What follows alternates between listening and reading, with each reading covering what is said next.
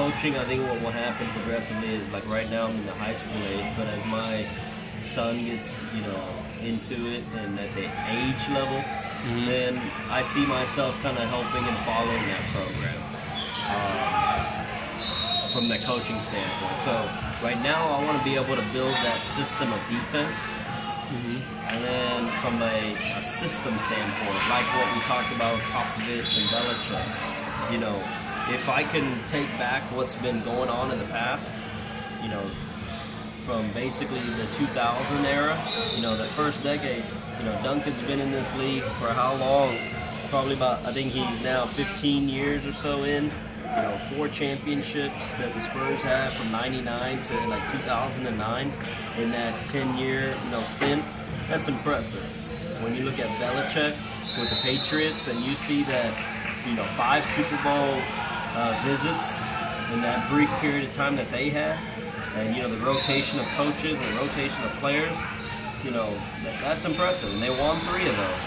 So you got to look at that past, learn from it, because we're all going to make mistakes in life, and we got to learn from it. That's how you learn.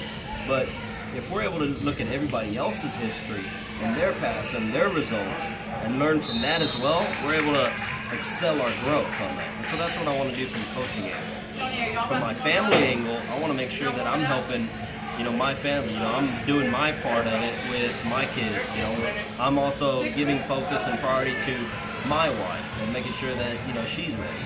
I'm not ready, but that she's, you know, feeling that same, you know, commitment level from me that I'm giving to coaching, I'm giving to kids, I'm giving to her, I'm giving to work, you know, or even more, because she's my backbone. For me to do all these things, I got to make sure that, you know, that she's mentally also, you know, in the relationship and, you know, supportive of what I'm doing and the decisions that we make, you know, as a unit.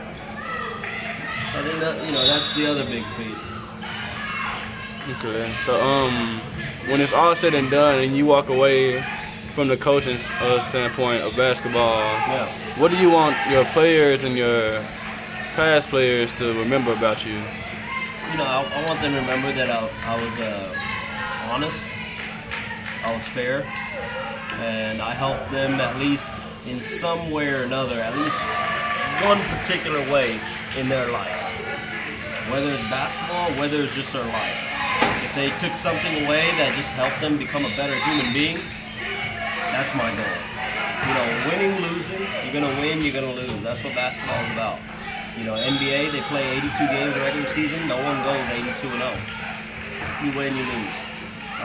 But I think as a member of the human society, you can always be, you know, you can always be a member of society where you're trying to give your most, where you're trying to just be a good citizen of the world, and you're also trying to give back when you can, without expecting anything in return.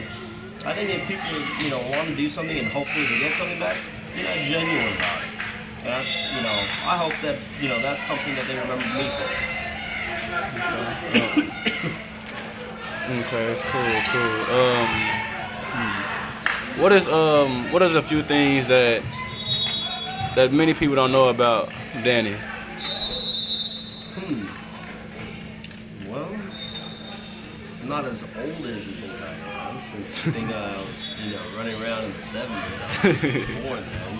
So maybe people think I'm older. I don't know, you know.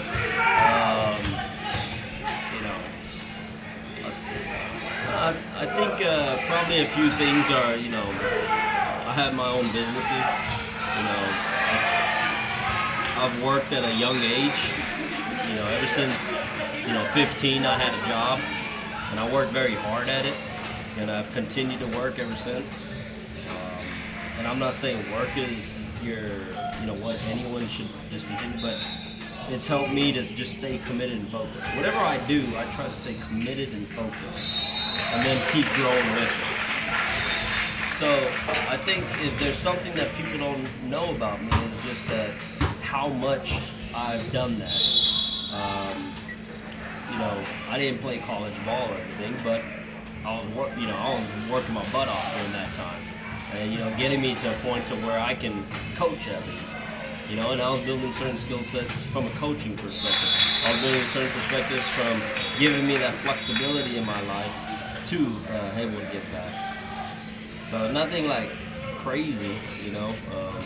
Probably during my teenage years like you guys, you know, having fun, you know, good time, you know, friends, you know, trying to pick up chicks, you know, stuff like that, you know. It was, I mean, you know, it's not, you know, my parents would worry about me just like anybody else, but, you know, when it came time to it, you know, I was on the books. Okay. You touched base about your past a little bit earlier in this interview and how you grew up in the Dallas area of Oak Cliff, Yeah. and how they didn't like really accept the fact that you would be scoring or doing anything on the court with them because you didn't fit in, so to say. How do you like explain how it kind of was back then, racially? Well, I mean, it wasn't really a race thing. It was just more from a, you know, I guess if you call it like a size thing. Because I was in a minority, you know, environment. It was Mexicans, blacks, and me. And so, you know, it wasn't like a race thing. I mean, yeah, maybe it was because, you know, they looked at me as a little different. But then it was more of a looking at me from a size standpoint. I was small, maybe look nerdy, you know, a guy that, you know, if I'm on another team and I score on you, you know, my team members are making fun of the other guy that I scored on, and so that guy's not taking it well, you know. Yeah. You know, I mean, it was, you know, in that neighborhood, people, you know, didn't. It was an ego thing, and so, but it helped me. It helped me just, you know, have a strong mental, you know, backbone. You know, it doesn't ruffle my feathers one bit in different environments I've been in.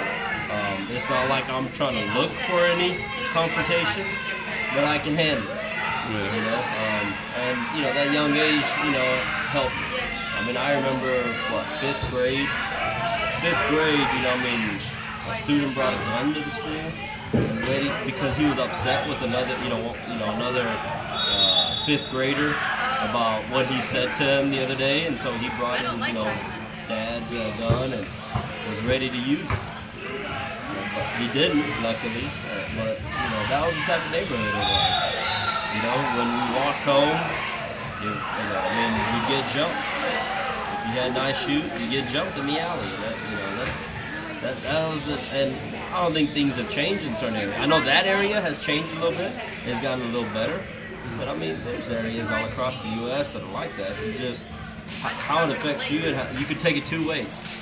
You could go down a path where, all right, now I'm going to be even bigger and better and crazier. And, you know, kind of a lot of people try to, yeah, I love that thug lifestyle. Or you could take it and say, I want to get out of this, and I want to make an impact and be able to rotate back and try to affect people's lives.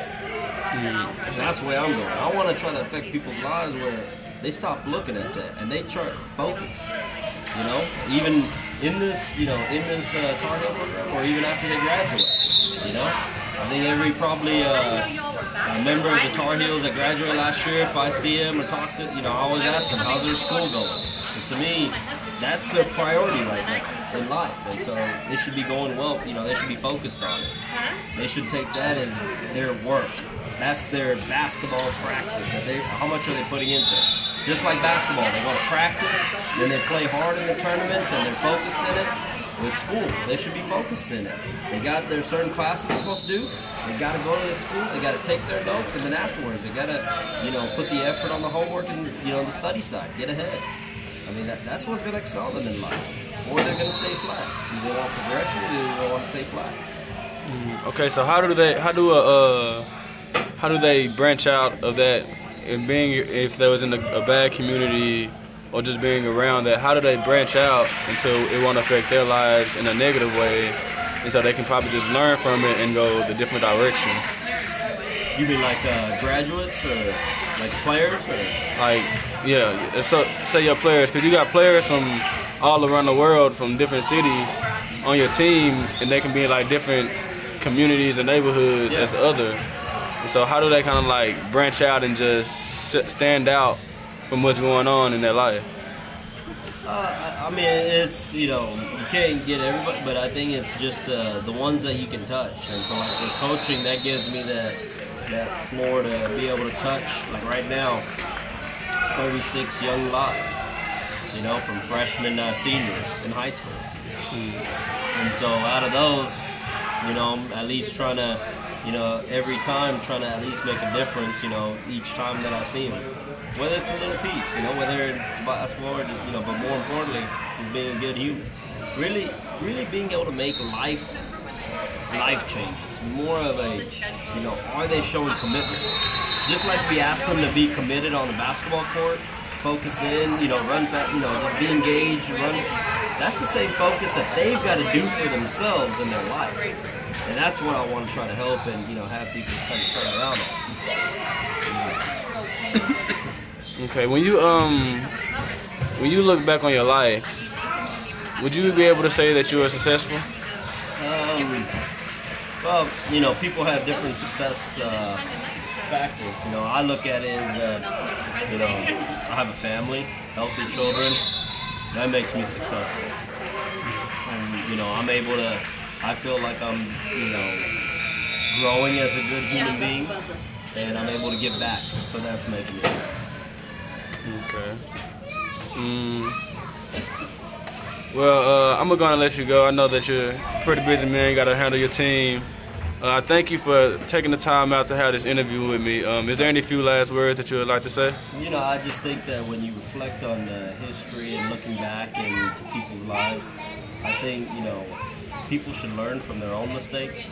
But look at other people's lives, the mistakes that they've made, and if they've gone a different path than you wish that you don't want to go down, and look at people's lives of, oh man, that's something that would be, you know, inspiring to do, and look at how that affected their life, and what points, those turning points and milestones that they had to get to there. All right, thank you, sir, for your time. Thank you. Have a good one. You too. Hope that was enough, man.